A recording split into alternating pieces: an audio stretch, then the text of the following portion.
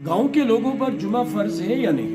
यानी जो लोग शहर के अतराफ में नवाहात में गांव में रहते हैं उनके ऊपर जुम्मे की नमाज फर्ज है या नहीं। इस मसले को समझने से पहले 3 हदीसें मैं आपके सामने रखना चाहता हूं, उसे अपने जहन नशीन कीजिए। नबी पाक सल्लल्लाहु अलैहि वसल्लम ने फरमाया, मफहूम है कि लोग जुमा तर्क करने से बाज आ जाए, वरना अल्लाह पाक उनके दिलों पर मोहर लगा देगा और वो गाफिलीन में से हो जाए।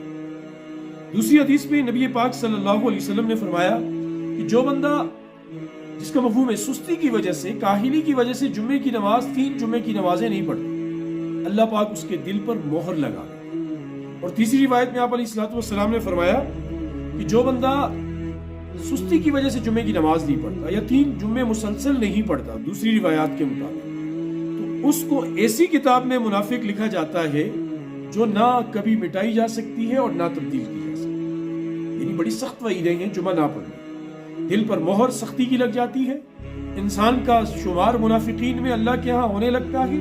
ऐसा बंदा गफलत की चादर में हमेशा के लिए लिपटा हुआ है।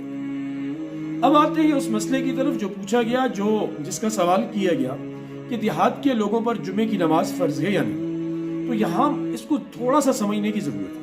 हुजूर नबी करीम सल्लल्लाहु अलैहि वसल्लम के ज़माने में जुम्मे की नमाज सिर्फ मदीना मुनव्वरा में होती थी, अतराफ में नहीं होती थी। गांव छोटे छोटे दूर दूर थे, वहां से लोग आकर मस्जिद नबवी में नमाज पढ़ते थे, मदीना मुनव्वरा में नमाज पढ़ते। फिर जैसे जैसे इस्लामी सल्तनत वसी होने लगी और गांव बड़े होने लगे, कस्बे बनने लगे, उनसे बस्तियां बनी, वो देहात एक दूसरे के साथ मिलकर बड़े बड़े गाँव बने, तो मुख्तलिफ इलाकों के अंदर भी जुम्मे की नमाज होने लगी। हालांकि उसके बावजूद तरतीब ऐसी रखी थी हुक्काम वक्त ने कि उनकी ख्वाहिश ये होती थी कि जो हाकिम वक्त होता था वो जुम्मा पढ़ाता था शहर की बड़ी मस्जिद, तो वो उनकी ख्वाहिश होती थी या तरगीब और तालीम होती थी कि सब लोग आकर यहाँ पढ़ें ताकि एक साथ एक दूसरे के साथ अपने गम दुख भी शेयर कर सकें, एक दूसरे के हालात से भी आगाह हो सकें। तो जैसे फिर बाद में इस्लाम फैलता गया, बस्तियाँ बड़ी होती गई, गाँव बदलते गए, तो फिर गाँव के अंदर भी जुम्मे की नमाजें शुरू होने लगी, मुख्तलिफ बस्तियों के अंदर शुरू होने लगी। शहरों में हर गली में 4-4, 5-5 मस्जिदें, हर मस्जिद में जुम्मे की नमाज हो। अब रही ये बात कि देहात के लोग जुम्मे की नमाज कैसे पढ़ें।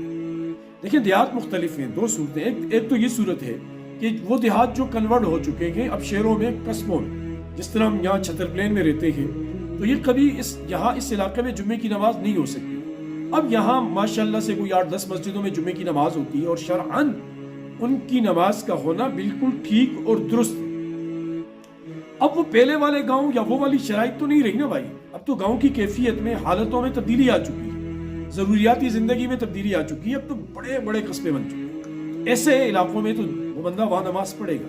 लेकिन जो दूर देहातों में रहते हैं उनके बारे में फुक़हा ये कहते हैं कि जहां तक मस्जिद की आजान की आवाज जाए वहां तक लोग जुम्मा पढ़ने के लिए आएंगे। स्पीकर के बगैर आजान की बात है, मतलब जो करीब करीब के देहात हैं वो जाकर जुम्मे की नमाज, और अगर वहां तक आवाज नहीं जाती तो फिर वो अपने मस्जिद में जोहर की नमाज पढ़े। लेकिन सहाबा इकराम अलैहिमुर रिज़वान की जो तरतीब थी, जो देहातों में रहने वाले थे, उन्होंने तरतीब इस हदीस को सामने रखकर 3 जुमे तर्क करने वाली हदीस पे जो वही है ये बना रखी थी कि उन्होंने तकसीम किया हुआ था 3-4 हिस्सों में गाँव के लोगों को, कि एक हिस्सा एक जुम्मे में जाता, दूसरा हिस्सा लोगों का दूसरे जुम्मे में जाता, तीसरा हिस्सा तीसरे जुम्मे, ताकि किसी के 3 जुम्मे मुस्तकिल मुसलसल वो रह ना जाए। इसलिए देहात के लोगों को भी चाहिए कि वो जाकर जुम्मे की नमाज में शिरकत किया करें, लेकिन अगर ना कर सकें तो वो जोहर की नमाज अपनी मस्जिद में पढ़ सकें।